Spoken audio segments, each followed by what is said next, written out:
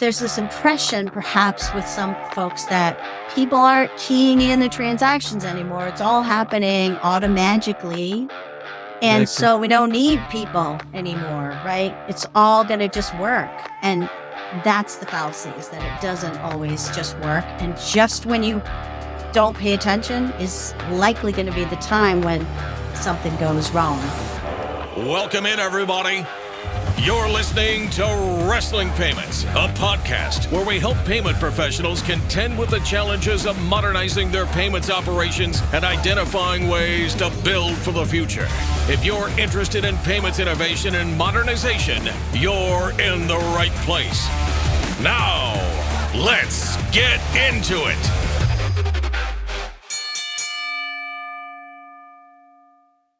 Hello and welcome to Wrestling Payments, the official podcast of NEACH, the New England Automated Clearinghouse Association. I'm Joe Casali and I'm your host. As many of you know, Wrestling Payments deals with today's most pressing payment issues and how the industry is responding. Today, I'm delighted to welcome back Linda Cooper, Vice President, Senior Operations Manager for Gorham Savings. And I wonder if you could introduce yourself again. Sure. So I am with Gorham Savings. I've been with the bank about 10 years. I come from a variety of other industries, so I'm not a lifelong banker. I work in a couple different areas. I handle our data processing team, which is heavily involved with payments. I handle our loan servicing team, and we have a new content management team, which does a variety of sort of systems work, including reporting, process improvement, systems integration, and sort of the configuration side of administration of a number of different systems. So a lot of different areas that I cover, and a lot of them relate well to some of the topics we talk about here on the Wrestling Payments podcast. Yes. Wrestling with Payments. If you don't know, I'm a lifelong wrestling fan, and yes, WWE wrestling fan. So I got to combine it with the payments job, and Perfect. It fits. It does. As you know, I tend to go off script every once in a while. In our last interview, you mentioned it, and you just mentioned it again, and it's not a typical department. Can you talk a little bit more about the content management folks? Sure. So in some previous industries, I've often had conversations about the difference between IT, information technology, and sort of the framework, the network, the physical parameters, if you will, the machines, and keeping them up to date and keeping them patched and making sure all the printers work and making sure all the connections work and people can get into the software and things are installed properly and all that.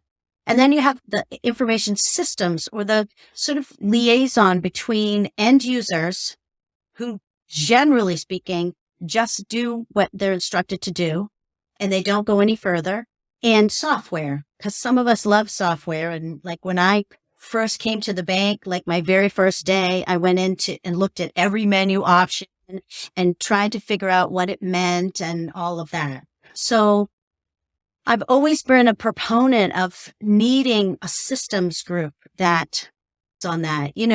Database reporting. A lot of people may know how to use Excel to slice and dice and make things pretty and do analysis, but actually, where can you get the information? How do you download it? How do you convert different data into different formats so that you can use them and all that sort of thing? That is an example of what the content management team at Gorham does.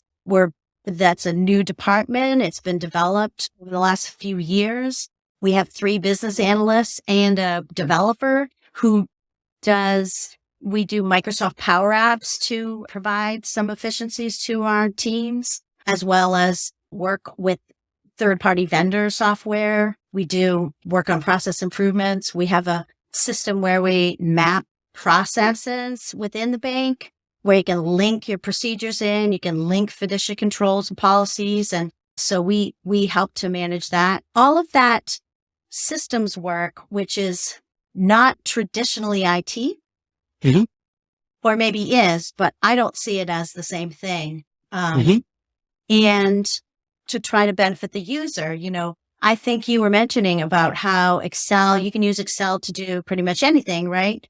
I have a quick story about years and years ago. I was going to take over for somebody who did payroll And she was teaching me how to do her job. She was going on maternity leave, right? And so she's putting in all these numbers in Lotus 123, which dates me a bit. And then she went and added up all the numbers on an adding machine. And right away I said, wait, you can just put a sum formula in there and that's what it's supposed to do. It's a prime example how people don't necessarily know to ask a question. They don't know there's a better way unless you're looking over their shoulder, which tends to freak people out a little bit. So that's kind of what we try to do, is ask gently for permission to sort of look over their shoulder, and let's walk through this and see if there's a better way to do it, if there's a better way to do it in the system, if there's a better system, and so on. So hopefully that answers your question. Yeah, no, I'm glad I asked. That was a great area. You mentioned it the first time in the last episode, and I was like, content. Because when I think of content, it's marketing. It's an article. So I'm glad I asked. Yeah. All right. And so you did introduce yourself. Today, we're wondering if you could join me in taking a look at some of the realities in banking. I think that banking is like a mystery to a lot of folks, or maybe banking gets a bad rap because of all the regulations that we're banking. I'm not a banker, but the banks are required to comply with so many different regulations, state, federal, anti-money laundering. It's a hard job. I know, even today, sorry, I called my bill payment and I had a wrong address on my bill payment because of me. And I was just happy to be able to say, can you put a stop on that? And the guy was appalled. Well, we'll give you as a courtesy this first time. And I'm like, I'll pay the $35. As long as it doesn't go out, I'm happy. But other people, I say, wait, why do I have to pay? I'm calling you before you chance to check. I understand how difficult banking can be. And it's not, it may not be necessarily the bank's issue that you have to do something a certain way. Back to my script. Sorry. I joined the association around 1990. ACH was still gaining traction. I'd like to paint the picture to see where we can fill in the pieces a little bit. For a long time, probably longer than I can remember, but especially since the smartphone came along, which is only like 13 years, but it seems like we've always had them. But there was an assumption, or maybe an expectation, that the banking things work. I press a button and poof, it works. But all the inner workings, and we, again, if you didn't tune into the last episode about all the integrations we talked about. But the connectors, the APIs, batching of things. I didn't know the word batch until I came to ACH batches. The difference between settlement, clearing, reconciliation. It's not, in fact, magic. There are people that are designing systems, like you, that make them all work together well. Even though today I can open an app, find my brother's picture, enter an amount, hit the send button, and poof, he has money. Person writes a check. The money comes out of their account. Payroll. The payroll is always there on payday. I can wave my phone around something at the movies and pay for my popcorn. Can you discuss that whole idea, as far as it not being magic or it being magic, or what makes it seem like magic? Sure. So I do want to touch on what you said earlier, which is I do think banking gets a bad rap. And I think that banks take on responsibility for anything that happens, whether it's something within our control or not, right? Mm-hmm. So if anything happens and that affects money in any way, it's basically we take the rap for it, whether it's interest rates going up or whether it's checks, IRS checks or whatever, not getting there too quickly enough, or no matter what it is, we're on the front end and it's our problem whether we can control it or not. So it's, it requires large shoulders because that's just the way that it is. But in terms of sort of the magic of integration is what we call it at my bank. And there is a perception to the general public as well as to most people, sort of what's involved behind the scenes with all of the things that are integrated or are proposed to be integrated, but they're really not. There's an interface maybe, or the integration is really you're exporting a list, a list of things, and then you're literally transporting it over here and then it's getting sucked into another system. By all practical means, out on the front, it's integration and it's happening.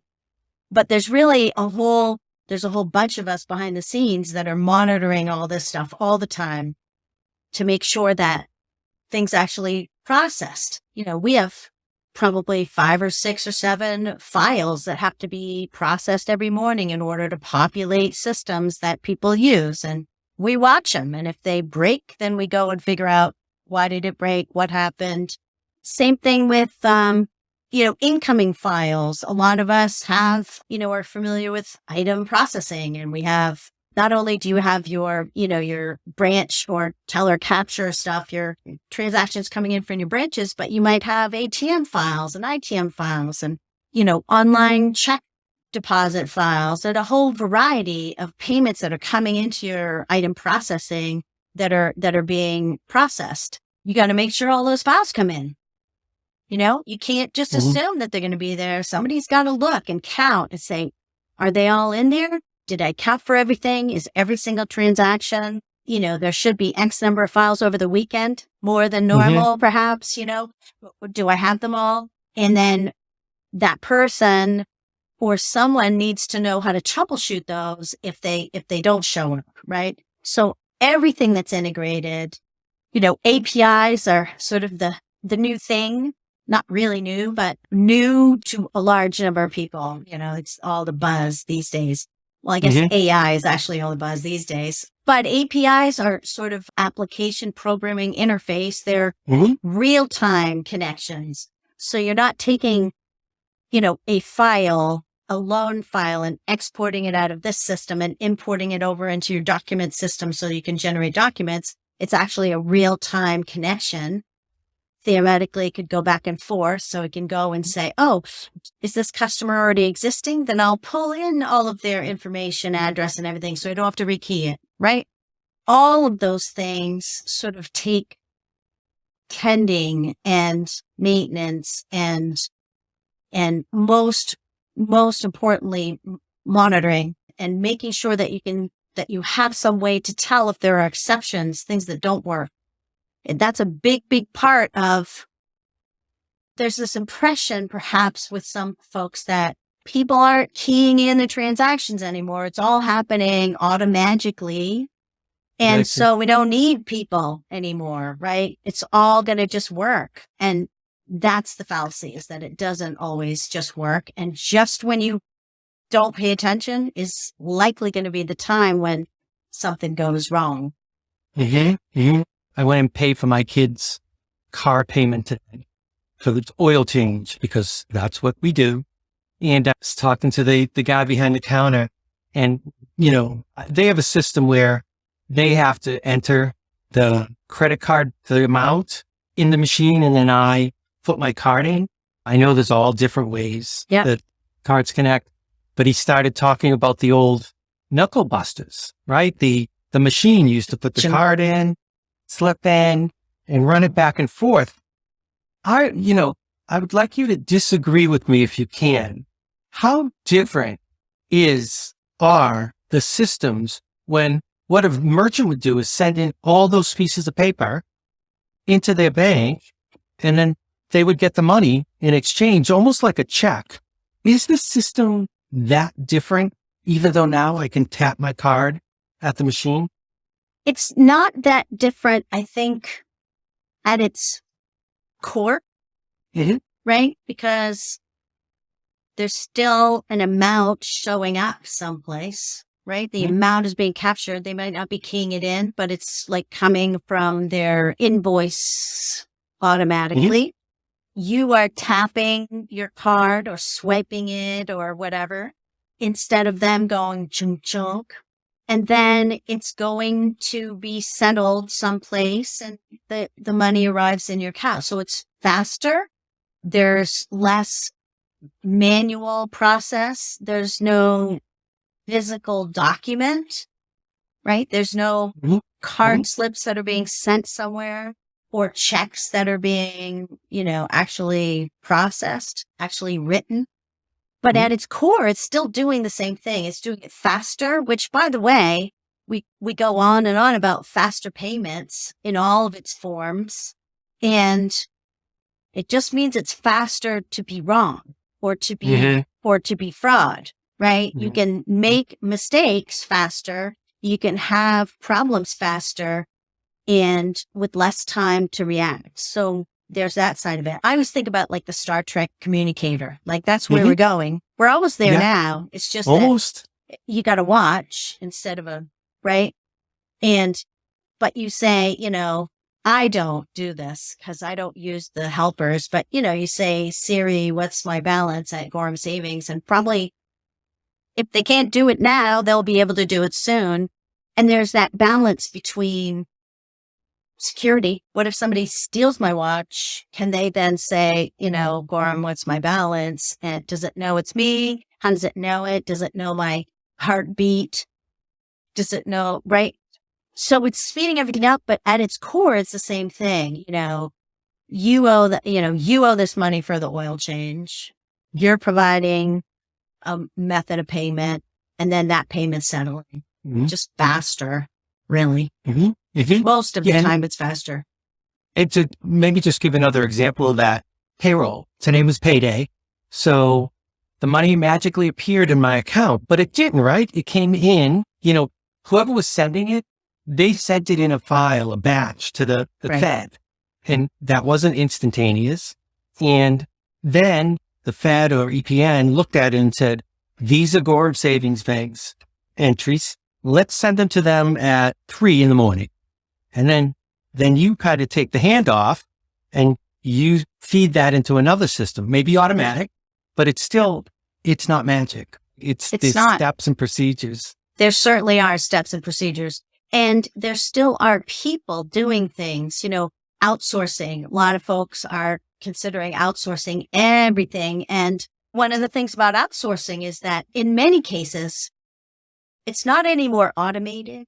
It's simply somebody else doing the work, right? Yeah. So you could argue that who is most vested in making sure things happen in a particular way, right? A big corporation that's outsourcing and they're handling, dozens or hundreds of institutions. There's benefit to sort of bundling and doing things in aggregate, but it's still people, and people still can make errors. And again, you got to make sure that all of your ACH files come in as you're expecting them to come in. You're not pulling them in yourself maybe anymore. Somebody's pulling them in on your behalf. Did it work? Are they there? Does it make sense? So again, a lot of what appears to be automated is not as much as one would maybe think. So one of these things, and we mentioned it on our last call together, the new rule of operations, how banking is innovating. One of the things that this podcast is really, really interested in is what is it like as a career in banking? When I learned the ACH, it wasn't a class. It wasn't a school I went to. It wasn't, ACH 101 and 201 at UMass. It was, hey, Terry Good at the time. Someone could call it and they have an entry that they want to return. How does that happen? It was all learned on the job at the financial institution. Today, and this is the insight we're trying to provide, what is it that you're looking for in a new employee? What skill set do they need to have to really survive or thrive in the new banking world? And I wonder if you could illuminate that by, did anything ever go wrong in a situation that, it wasn't in a book? Yeah. And I will say, we talked a little bit about the content management team at Gorham, which is, sort of my baby and my pride and joy. And one of the things that was always talked about in interviewing for those positions is like, we are the ones who actually often write the procedures. We're the ones that have to learn how these things work in order to train other people, in order to create the documentation, in order to translate from system speak. A lot of documentation will be like, oh, well, if you click this button, this is what happens, but not in the larger framework, right? Completely understand. So there is a lot of learning on the job, learning through experience. And of course, you can have fantastic process documentation and procedural documentation, but there's always going to be outliers. And you need to have staff, not necessarily the people that are actually doing the job, but other people perhaps that can help when you go off that path. So like the procedures don't say anything about this. We've never seen this before. How do we deal with it? An example, not that we'd never seen it before, but an example that you and I talked about was that we have, our cards, we have a large card portfolio and all the transactions happen and they all settle and mostly, it's all groovy. But every once in a while we get exception reports. And so typically there might be a transaction on there or a couple that maybe there's something, it could be the merchant. There's so many variables, but the pre-auth has gone away. So there's no magic pre-auth for whatever reason. The merchant didn't send the batch So we had a situation a few weeks ago where we had a whole bunch of those 33 pages, 361 transactions that didn't post and came through on this exception report. Turns out that MasterCard had a short little problem with settlement that only lasted a couple hours in the early morning hours. It might have even just been an hour and a half. I don't recall, but anyway, as a result, we had to not only recognize that there was a problem, clearly, know what to do, which ultimately was that we ended up manually posting these transactions because they did not go through the proper process. So in the white paper, and in general, we talk about how a lot is changing in banking because you used to just have an army of people that could do a lot of data entry, numeric and other, at a high speed with high accuracy. And they just literally were just like everything was going through, right? All items were being, manually posted and all that. Now we're talking about APIs and system integration and understanding, how to use technology in a much more intimate way and finding those people that can translate for folks. This is how we can do this. This is how we can use this to our advantage. But at the same time, those folks also need to be able to back way out and say, there is no fancy way for us to recover from this. We're going to have to just pull up our sleeves and go in and do the data entry. So something else we've talked about off and on has been this idea that anytime you're developing anything or you have any sort of integration or systemic solution for something, you always have to have some kind of a manual backup, right? And obviously, depending on what it is, it could be really critical and it could be less critical. And you have to kind of think about that as we develop sort of efficiencies, applications, procedures, processes within the bank. We kind of consider, okay, so what if this wasn't working? How long can we go? How quickly do we need to be able to recover? Do we need to be able to respond to these requests? Can they wait half a day? Can they wait a day? Can they wait 2 days?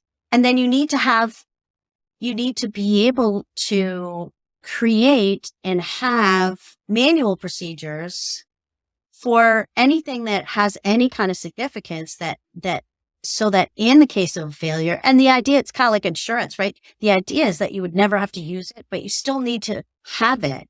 And it's not pleasant at all to find yourself in that situation and not have some kind of guidance about how do we do this now that we have this fancy, this fancy system that does it all for us. And I think more and more as we move forward with technology, that's always got to be in the back of people's minds. Like what happens, and we all have disaster recovery plans and we have the exercises that we do. What happens if we have a pandemic?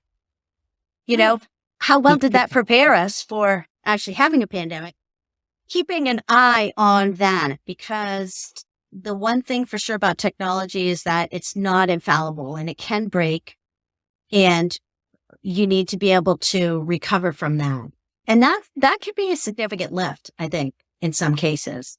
And hopefully it will kind of help to balance the excitement about going in and working on new things. There's a lot of fintech companies. There's a lot of new innovations, and somebody's got to be first and second, right?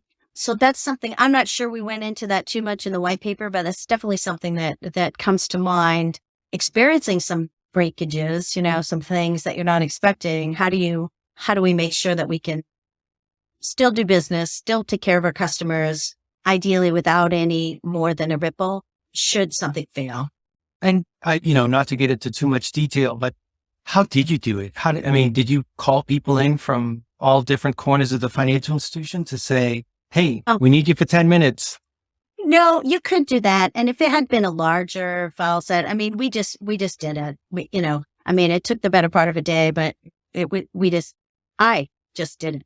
Wow. But, if there was, another example that that's happened over the years is like your item processing, your work from your branches, for whatever reason, can't get processed over, there's a network failure or whatever. So somebody batches up all that work. They drive it over to the main office where there's still a connection. And then we reprocess all that work. And in that case, yes, there's definitely been times in the past when you brought, 3 or 4 or 5 people in and everybody was working on it and making sure that everything stayed together. And the benefit we have with our 150 years of experience is that people used to do that for real. Like that's how it actually worked. So we knew what to do. We knew how to solve it. Yeah. And so sometimes it's an all hands on deck thing. And sometimes it's just like somebody just takes it and says, I'm just going to do this. In the case of the onesie twosies, that's part of what we would expect. So staff has procedures and they're ready to do that. But when you get a kind of a big outlier like that, sometimes somebody else can take care of it, which is what I did in this case. Yeah. Well, I could talk all day about this because it's super interesting. I think there is that belief that it's magic and it just works, but sometimes it takes work to just work. Yep. So on behalf of NEACH and our guest, Linda Cooper of Gorham Savings Bank, I'd like to thank everyone for tuning in to the podcast. If you enjoyed this podcast and want to learn more about payments, you can subscribe at Wrestling Payments Podcast on the NEACH.org website, the podcast page, or wherever you subscribe to podcasts.